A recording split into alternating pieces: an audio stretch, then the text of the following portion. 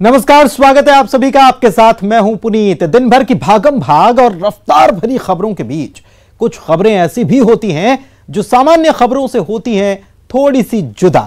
खबरों की भीड़ में ये खबरें होती हैं जरा हटके। आज के इस खास शो में आपके लिए है बहुत कुछ खास। दिखाएंगे आपको देश का इकलौता जीवाश्म पार्क क्यों पर्यटकों के लिए तरस रहा है, देश के ऑक्सीजन बैंक के लिए बजट क्यों घट रहा है, सेब के किसान क्यों हो रहे हैं परेशान और कहां बेमौसम फल उगा रहे हैं किसान। तो चलिए शुरू करते हैं खबरें जरा हटके का आज का सफर। डिंडौरी में देश का इकलौता जीवाश्म पार्क है, लेकिन जिम्मेदारों के गैर जिम्मेदाराना रवैये के चलते यह भी अपना वजूद खोता जा रहा है। जीवाश्म पार्क में 6 करोड़ साल पुराने जीवाश्म मौजूद हैं, लेकिन इनकी देखरेख करने वाला कोई नहीं। इतना ही नहीं, इस जीवाश्म पार्क में डायनासोर का अंडा भी है। इन सभी आकर्षणों के बावजूद अब पर्यटक इधर का रुख ही नहीं करते।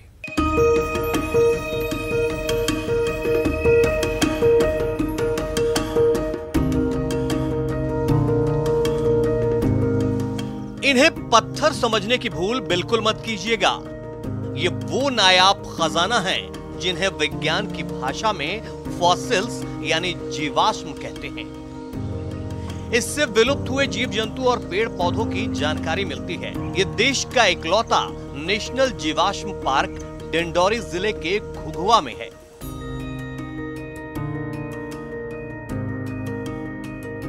घने जंगलों के बीच बने पार्क की खूबसूरती बाहर से देखते ही बनती है, लेकिन पार्क के अंदर पहुंचते ही चौंकाने वाली तस्वीरें नजर आने लगती हैं।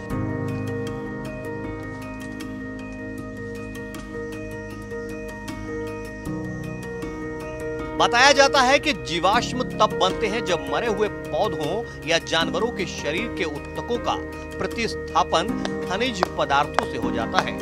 तब मरे हुए जीव या पेड़ पौधे पत्थर जैसे कड़े हो जाते हैं, लेकिन उसका रूप वही रहता है।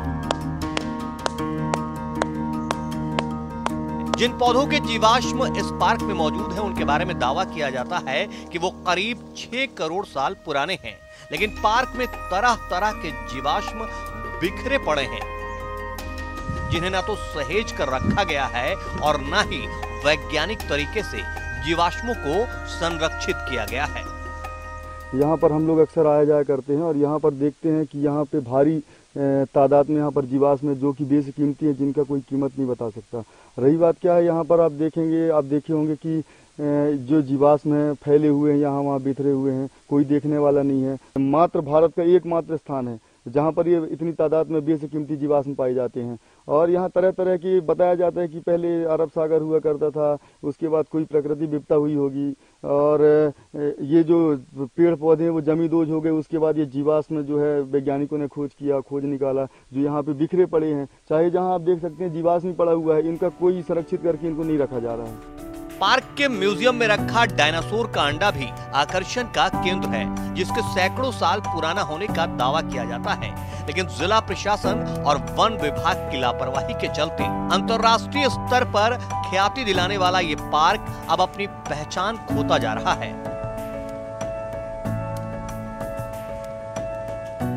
पार्क के अंदर न तो पर्यटकों के रुकने के इंतजाम है और न ही भोजन की व्यवस्था है, लिहाजा पर्यटकों ने भी अब यहाँ आना छोड़ दिया है। पर्यटकों के लिए पार्क के अंदर मौजूद कैंटीन करीब 10 साल से बंद पड़ा हुआ है। स्टाफ की कमी के चलते रेस्ट हाउस में पर्यटकों के रुकने का भी कोई इंतजाम नहीं है। यहाँ कैंटीन जो पहले चालू था वो भी बंद पड़ा हुआ है। दूसरी चीज, यहाँ न शौचालय की व्यवस्था है, न ठहरने की व्यवस्था है और जो न खाने पीने की व्यवस्था है। इसलिए जो पर्यटक हैं वो दूरी बनाते जा रहे हैं। घुघुआ नेशनल फॉसिल्स पार्क को अपग्रेड करने के लिए 2 साल पहले केंद्र सरकार ने 1 करोड़ 96 लाख रुपए जारी किए थे, लेकिन वन विभाग के अफसरों और जन प्रतिनिधियों की लापरवाही के चलते ये राशि लैप्स हो गई। बताया जाता है कि वन विभाग के अफसरों ने तय वक्त में पार्क से संबंधित दस्तावेज जमा नहीं किए, जिसके चलते पार्क का जीर्णोद्धार नहीं हो पाया। स्थानीय विधायक घुघुआ नेशनल पार्क की बदहाली को लेकर जिले के अफसरों को जिम्मेदार बता रहे हैं, तो वन विभाग के अधिकारी गोलमोल बातें कर अपनी जिम्मेदारियों से पल्ला झाड़ रहे हैं। तो मेरा प्रयास है कि आने वाले समय में फॉसिल्स पार्क एक बहुत अच्छा पर्यटक बने। ये मैं सब पहल कर ही चुका था माननीय कमलनाथ जी के माध्यम से, और प्रयास करेंगे आने वाले समय में उसमें कुछ अच्छा डेवलपमेंट हो। विकास कार्य के लिए जो वहाँ पे पैसे आए थे वो भी लैप्स हो गए हैं? नहीं, ये मुझे आप लोगों के माध्यम से मुझे जानकारी मिली। मैं इसी से अभी डीएफओ साहब और एसडीओ साहब से इस संबंध में उनसे जानकारी मांगूंगा और उनसे पूछूंगा। कि जानकारी लगी कि 1,96 लाख रुपए करीब आया था, वो लैप्स हो गई राशि, क्या कारण थे? अब वो बहुत पहले की बात है, 2-3 साल पहले की बात है। मैंने भी पता किया था, वो आई थी राशि और उसमें कम समय था वित्तीय वर्ष में, और शायद वो काम नहीं कराया जा सका उस समय के जो अधिकारी थे, इसलिए वो राशि वापस हो गई थी। फिर से मांग की गई है राशि की, और कई तरह के विकास कार्य उसमें प्रस्तावित हैं। कैंटीन एक्चुअली क्या है कि कैंटीन कोई वो मतलब किसी को टेंडर में एक बार दिया गया था वो, और फिर उसके बाद वो जो है उस टेंडर वाला बैक आउट हो गया, उसको जो है वहाँ फायदा नहीं हो रहा था। हैरानी की बात यह है कि मंडला के कान्हा नेशनल टाइगर रिजर्व और उमरिया के बांधवगढ़ नेशनल टाइगर रिजर्व के बीचों बीच स्टेट हाईवे से लगे होने के बाद भी घुघुआ नेशनल फॉसिल्स पार्क अपग्रेड नहीं हो पाया है, जबकि इसी रास्ते से होकर सैकड़ों देशी और विदेशी सैलानी गुजरते हैं, लेकिन अब यहाँ का रुख नहीं करते। कहने को तो यह देश का एकमात्र जीवाश्म पार्क है, लेकिन यह प्रशासनिक उपेक्षा का शिकार है। आलम यह है कि यहाँ पर स्थित कैंटीन सालों से बंद है, पर्यटकों के ठहरने के लिए कोई इंतजाम भी नहीं है। यही वजह है कि इस ऐतिहासिक महत्व वाले जीवाश्म पार्क से पर्यटकों ने दूरी बना ली है। वहीं जनप्रतिनिधियों और अधिकारियों के अनदेखी के चलते जीवाश्म पार्क अपनी पहचान खोते जा रहा है। विजय तिवारी, न्यूज़ 18, डिंडौरी। अब जरा उत्तराखंड का हाल भी जान लीजिए। एक तरफ पीएम मोदी रिसर्च पर जोर देने की बात करते हैं और दूसरी तरफ पूरे देश के लिए ऑक्सीजन बैंक का काम करने वाले उत्तराखंड के जंगलों को बचाने और उन पर रिसर्च करने के लिए बजट ही नहीं।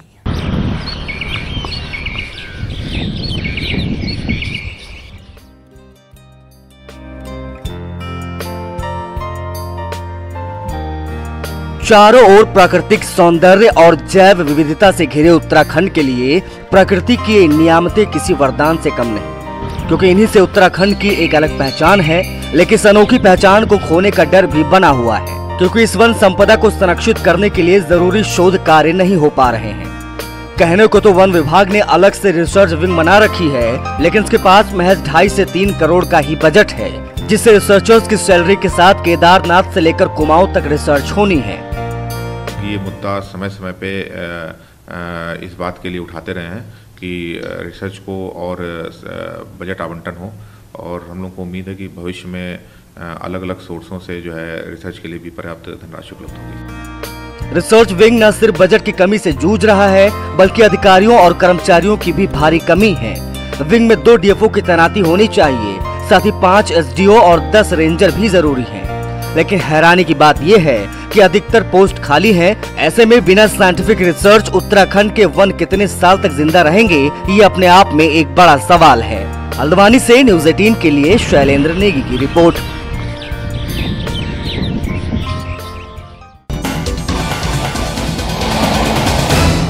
आप देश के चाहे जिस भी हिस्से के हों, यह खबर आपके लिए जरूरी है, क्योंकि जीने के लिए आपको अन्न चाहिए, और अन्न तभी मिलेगा जब अन्नदाता रहेगा, और अन्नदाता तभी रहेगा जब मुनाफे की खेती होगी।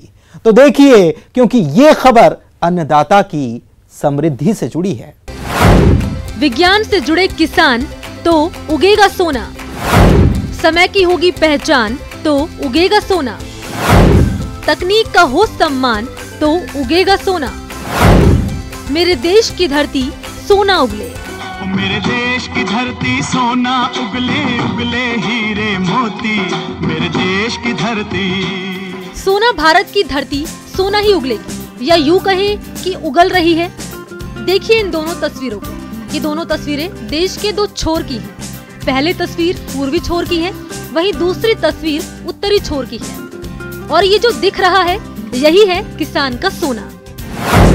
जब अन्नदाता चढ़ेंगे विकास के शिखर पर, तभी देश बन पाएगा आत्मनिर्भर। आत्मनिर्भर बनाने के लिए किसान का ही जरूरत है। इसके पीछे ये कारण है क्योंकि किसान ही एक है जो भारत को आगे लेके जा सकता है, क्योंकि भारत कृषि प्रधान देश है।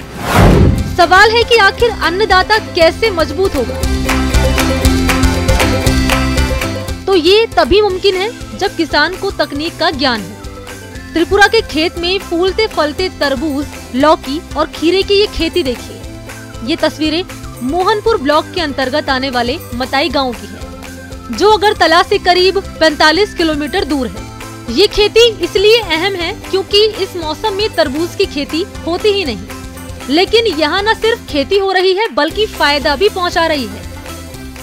इस पूरे एरिया को शिमला से लेके अगरतला एयरपोर्ट तक जो एरिया है उसको हम कृषि हब में रूपांतरित कर देंगे, क्योंकि हमारे पास भवेंद्र देवनाथ जैसा किसान है।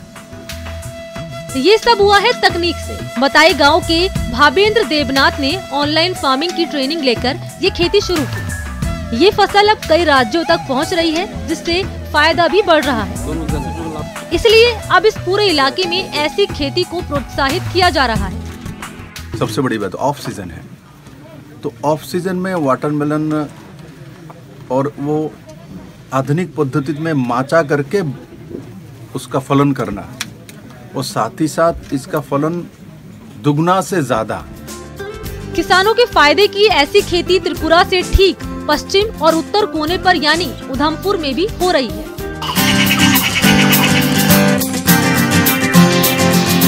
पहाड़ है, जंगल है और इन दोनों के बीच में है एलोवेरा। और अभी तो पूरी दुनिया कोरोना का कहर झेल रही है। ऐसे में इस खेती का मतलब आप बखूबी समझ रहे होंगे, लेकिन यहाँ इसकी खेती मजबूरी की वजह से शुरू हुई थी। मजबूरी थे ये बंदर। इन बंदरों की वजह से ही इस इलाके में खेती मुमकिन नहीं हो पा रही, लेकिन अब एलोवेरा की खेती शुरू हुई है, जिससे लाभ की उम्मीद बढ़ी है। 50 फैमिली मेरे इर्द गिर्द हैं जो मेरी तरफ बात कर रहे हैं कि हमें अगर फायदा मिलता है तो पूरा गांव उस प्लांटेशन की तरफ जाएंगे। लाभ की सबसे बड़ी वजह है ये फैक्ट्री। इस फैक्ट्री में एलोवेरा की प्रोसेसिंग का काम होता है। अब खेती और उससे जुड़ी फैक्ट्री एक साथ होंगे तो फिर किसानों को होने वाले फायदों को कौन रोक सकता है?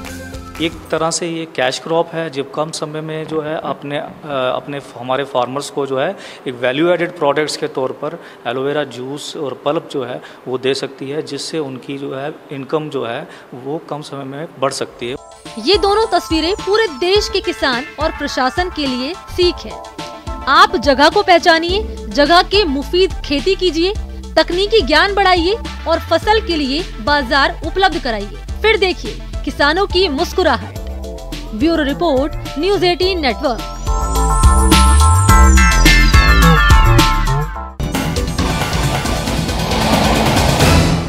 यहां रुक रहे एक छोटे से ब्रेक के लिए, जल्द लौटेंगे।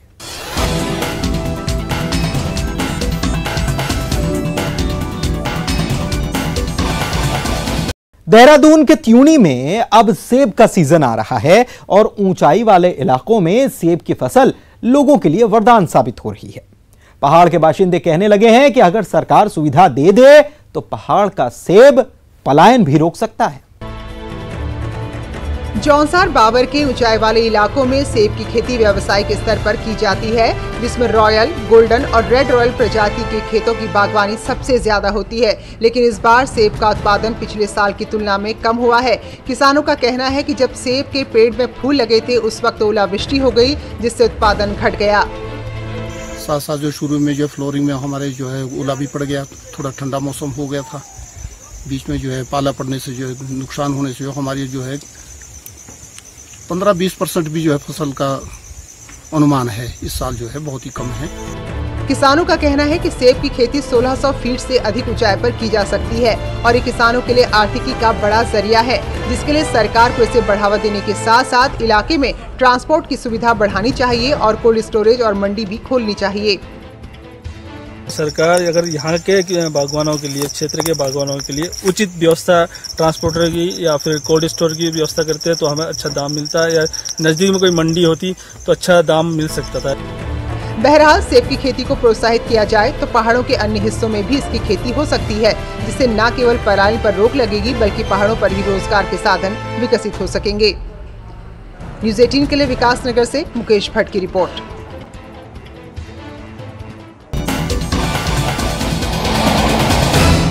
अगर कहीं बादल फट जाए तो फिर पूरे इलाके में हाहाकार मच जाता है, लेकिन सिर्फ बारिश ही हो और चीजें बहने लग जाएं, सब कुछ तैरने लगे तो फिर क्या कहेंगे।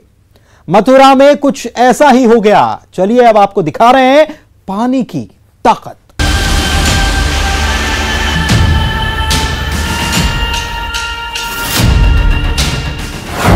कृष्ण की धरती पर इंद्र का वार, सड़क पर खड़ी थी बह गई कार, रिक्शा बाइक भी ले डूबी तेज धार, बारिश का महाप्रहार।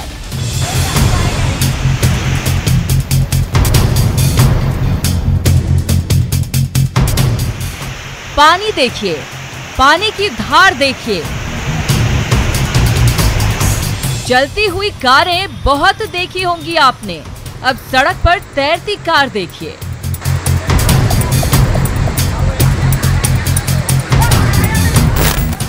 सिर्फ कार ही नहीं, बाइक, रिक्शा, कुत्ता भी बहता दिखा।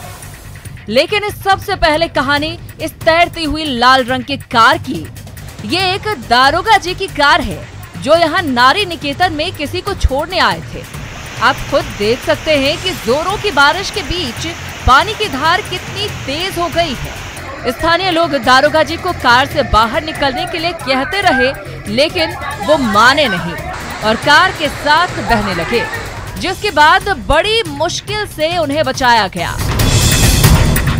लेकिन कार ने यमुना में जल समाधि ले ली।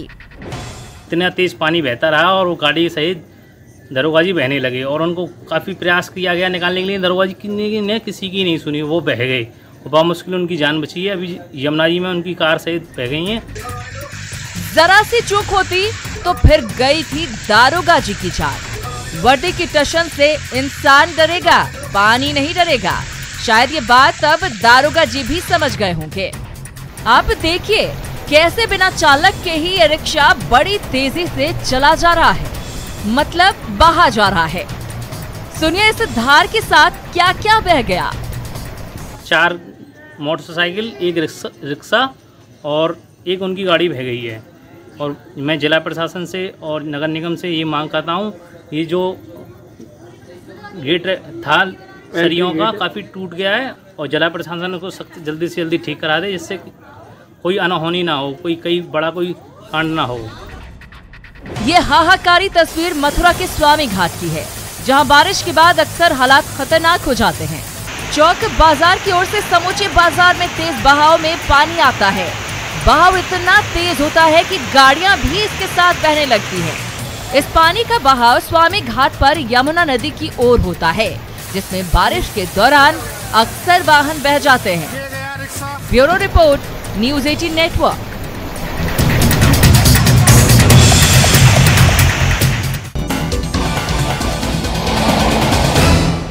चलिए अब बात करते हैं गणपति की। आप सोच रहे होंगे कि गणेश चतुर्थी बीत गई, लेकिन आज गणपति की बात क्यों, आखिर गणपति की चर्चा क्यों? तो आपको बता दें कि हम जिनकी बात करने जा रहे हैं वे एक पेंटर हैं, जिनके लिए हर दिन गणपति का दिन है। 60 साल से रोज गणपति पेंटिंग। पहला काम विघ्नहर्ता के नाम। गणपति भक्तों को देते हैं पेंटिंग। सबसे पहले प्रथमेश्वर। पेंटिंग नहीं करता हूं तो मैं स्केच भी करता हूं, ड्राइंग भी करता हूं, लेकिन गणपति का एक ड्राइंग अवश्य करता हूं। ना तो ये किसी एक दिन का काम है, ना ही किसी एक प्रायोजन के लिए। यहाँ तो दिन की शुरुआत ही इसी से होती है। हर दिन, हर रंग। सबसे पहले गणपति के संग। 60 साल से पेंटिंग गणपति का बना रहा हूँ और हर रोज एक पेंटिंग बनाता हूँ। मेरी घर की जीवन की शुरुआत गणपति के पेंटिंग से ही होती है। सुबह पूजा पाठ करके मैं पेंटिंग बनाना शुरू करता हूँ। बड़ौदा के 72 साल के इस चित्रकार को न तो नाम की जरूरत है, न ही पहचान की। जलेंदु एक बहुचर्चित चित्रकार हैं, जिनकी दुनिया भर में ख्याति है। ये तमाम तरह की चित्रकारी करते हैं, लेकिन दिन की शुरुआत करते हैं गणपति बप्पा के साथ, वो भी साल 2 साल से नहीं बल्कि 60 सालों से। मेरे पिताजी, मेरे ग्रैंडफादर, वो सब थे, वो आध्यात्मिक थे, वो हर रोज पूजा पाठ करते थे। वो मैं 6 साल का था तब से आध्यात्मिक वातावरण घर में था, इसलिए मेरे को आध्यात्मिक एटमॉस्फेयर हुआ था, इसलिए मैं गणपति का पेंटिंग बनाता हूँ। कूची और रंग के संग जलेंदु बचपन से हैं। शुरू से ही घर में आध्यात्म का माहौल था, तो इनके मन पर भी उसका असर हुआ। वो कहते हैं ना कि कर्म ही पूजा, तो बस बचपन से ही ये चित्रकार बप्पा के श्रृंगार से जुड़ गए। गिना तो नहीं है, लेकिन मेरे पास 3000 पेंटिंग गणपति के हो गए। सुना आपने, गिनती नहीं है, फिर भी करीब 60,000 से भी ज्यादा बप्पा की पेंटिंग है उनके पास। अब आप सोचेंगे कि भाई विश्वविख्यात चित्रकार जब रोज ही बप्पा के चित्र बनाते हैं तो फिर करते क्या हैं? चलिए आप खुद सुन लीजिए। गणपति के जो प्रेरक है उनको मैं गिफ्ट में देता हूँ, छोटे बच्चे को तो खास देता हूँ और उनको सलाह भी देता हूँ कि गणपति की पूजा करो, उनकी साधना करो। बप्पा के अनंत रूप हैं, बस देखने का नजरिया चाहिए। जलेंदु दवे रोज ही उन्हें एक नया रूप और रंग देते हैं और फिर नवरात्रि के दौरान गणपति के चाहने वालों और बच्चों को बांट देते हैं। Bureau report, news 18 network.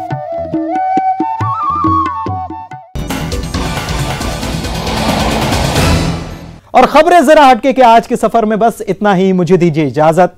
नमस्कार।